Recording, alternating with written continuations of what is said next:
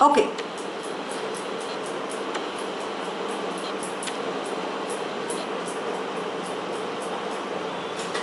Now in GP, what did we learn? Pay attention, you pay attention. Geometric progression कब होता है और arithmetic progression कब होता है? Arithmetic progression is पहला टर्म एक अगर a है, दूसरे टर्म में कुछ एक नंबर ऐड कर दिया, तीसरे टर्म में उसको twice ऐड कर दिया, and so on. What will be the last term बेटा? What is the last term of an AP? Nth term of an AP? Depend करता है। Nth term of an AP का formula क्या है? Depend क्या करेगा? n पे depend करता है, बताओ। an plus tn tn, that's the last term, equals a plus d whole n minus 1. What is GP? Very good, excellent, great job. Too smart. GP में क्या डिफरेंस होता है? a plus n minus 1 times t. First time देख रहे हो? तो क्या बोले जा रहे हो? तो कैसे करना है? आपको फॉर्मूला नहीं पता एपी का? tn क्या होता है? एपी का तो बता दो। अरे तो एपी का क्या बोला आपने formula? tn is equal to what? an. Did you say this formula? हाँ, a You said this? d whole n minus 1 ये बोला था मैंने। Okay, great. GP का क्या होगा? GP में a में what do we do? What is d? Tell me. Common difference.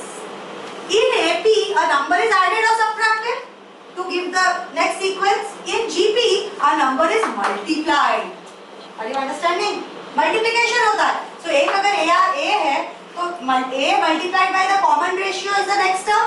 A multiplied by the common ratio raised to, basically this is a to the power, वो मैं बात बताती हूँ, ar square, this is ar cube, and what will be the last term? ar. Observe करो, first term में r नहीं है, second term में r to the power 1 है, third term में r to the power 3 है, fourth term में r to the power 3 है, फिर sixth term में r to the power क्या होगा? 5, seventh term में r to the power क्या होगा? 6, 100 term में 99 कैसे किया? 100 minus 1, so nth number क्या होगा?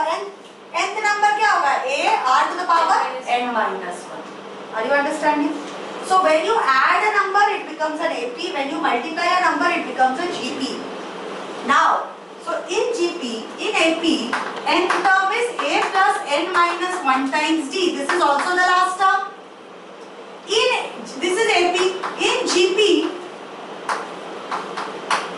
the last term or the nth term is a r to the power n minus 1. ठीक है? So इसका seventh term क्या होगा? a r to the power 6.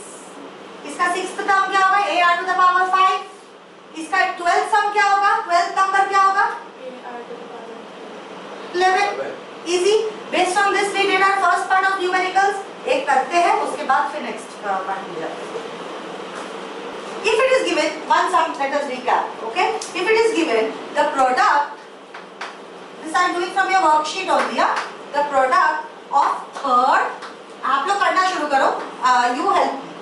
And eighth term of a GP is equal to 243, and its fourth term is 3. Find the seventh term. सबसे पहले क्या क्या दिया है मुझे बताओ. सबसे पहले फॉर्मूला बता दो.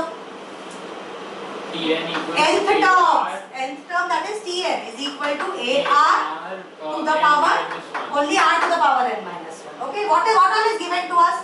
Product of third and eighth sum. Third sum क्या होगा? t of 2 मतलब t of 3 is equal to ar square and t of 8 equals ar to the power 7. Very good.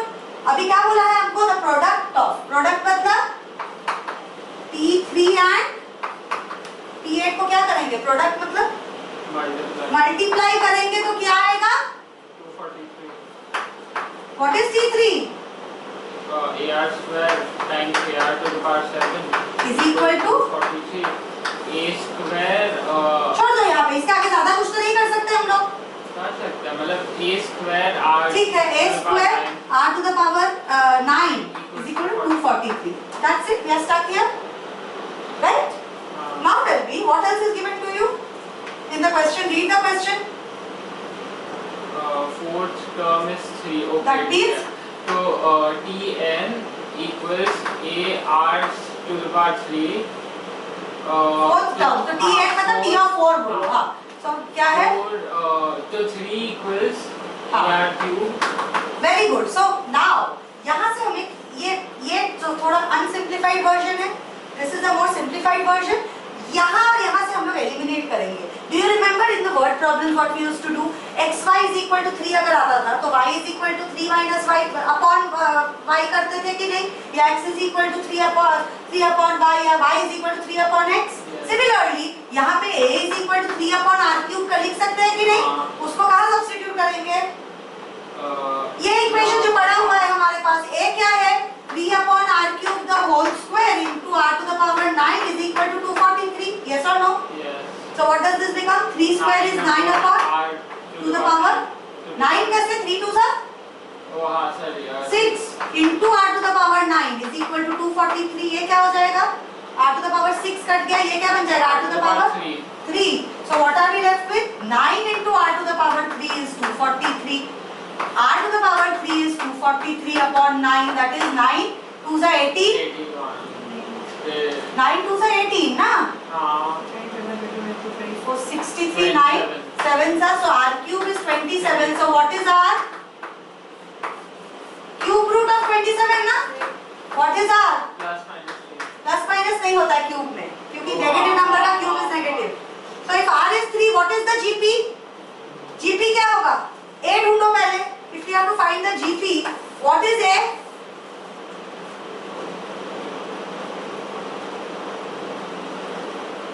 बेटा कहाँ तक हुआ तेरा? ये उधर तक हो गया. और क्या कॉपी नहीं कर रहे हो ना?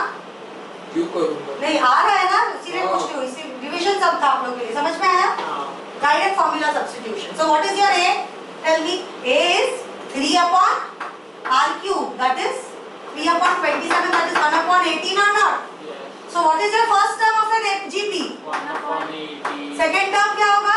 ar 9 होगा. कैसे?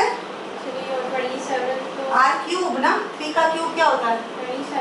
3 upon r है, हाँ sorry, 3 upon 9, sorry my bad. 1 upon 9, this will be what? ar, that is 1 upon 9 into 3, this will be 1 upon 9 into r square, right? ar square मतलब कितना? r square मतलब कितना? 3 square is 9, फिर 1 upon 9 into r cube, 3 cube is 27, बस इतना ही काफी है.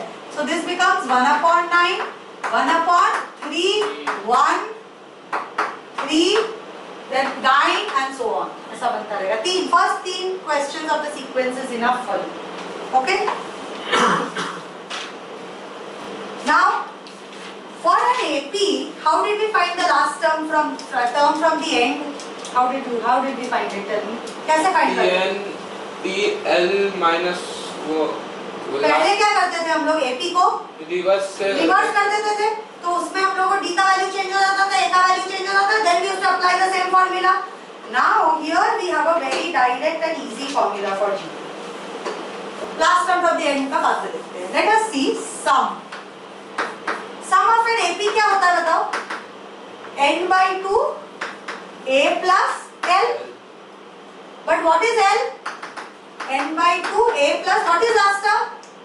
A plus चुप बोल. A plus last term क्या होता है? last term का फॉर्मूला बताओ. n minus 1 A plus n minus 1 times d.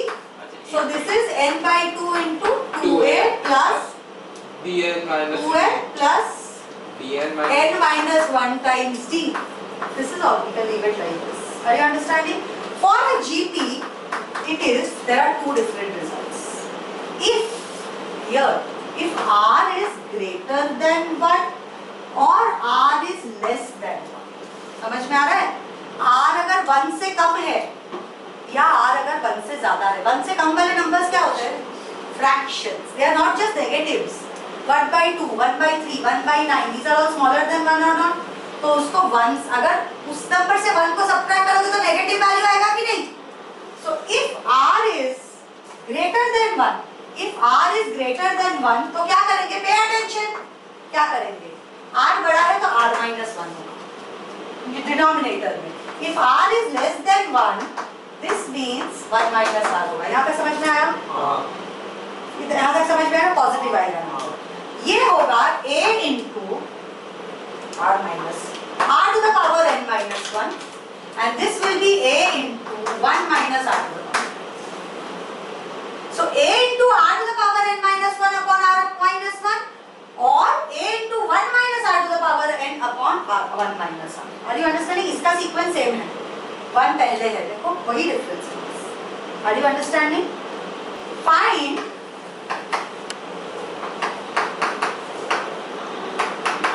S of n लिखना है ना? हाँ S of n लिखना है. हाँ S of n. This is GP का sum of n terms.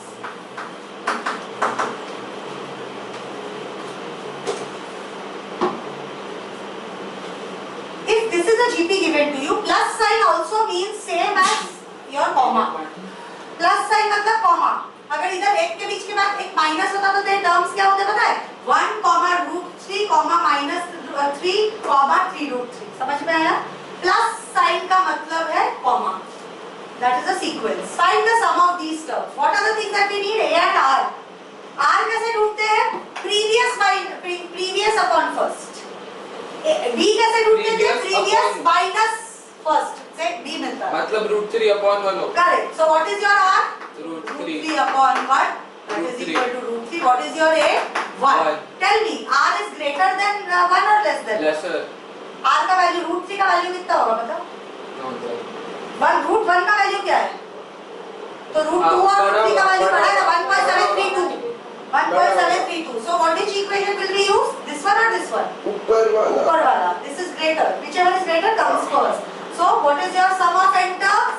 A, that is 1 into r to the power n. n तो हमें number of terms दिया है. कितने terms है? n क्या है यहाँ पे बताओ? 1 2 3 4. 4 terms. खत्म हो गया यहीं पे. 4 terms.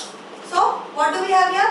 r to the power n. r मतलब √3 to the power 4 minus 1 upon r minus 1. √3 minus 1. So now very important sum. Pay attention. Copy मत करो. ध्यान दो. So √3 to the power 4 मतलब क्या? √3 into √3 into √3 into √3. What is √3 into √3? 9. What is 3 into 3? 9. 9 minus 1 मतलब 8 upon √3 minus 1. यहाँ पे नहीं छोड़ सकते. उससे You have to do rationalization of denominator. How do you rationalize the denominator? अरे वो ऐसा उल्टा साइड से Multiplied by a sign which is different. Why do we multiply with a different opposite sign? Rationalizing के लिए opposite sign से क्यों multiply करते हैं? ताकि डिनोमिनेटर क्योंकि a plus b into a minus b is equal to a square minus b square. So root का sign निकल जाता है. It gets rationalized. So what will we multiply both of this with? √3 plus 1. हाँ याद आया? हाँ. 9th standard में किया था. So this becomes 8 √3 plus 1 upon a square. A plus b into a minus b is a square minus b square. So a square मतलब √3 square minus b square, that is 1 square. So this becomes 8 times √3 plus 1 upon √3 square मतलब कितना? 3. 1 square मतलब कितना? 1. नीचे क्या बचा? 2. 4 √3 plus 1 So your answer is 4 √3 plus 4. plus 1 या 4 √3 plus 4 without brackets. Both are acceptable answers.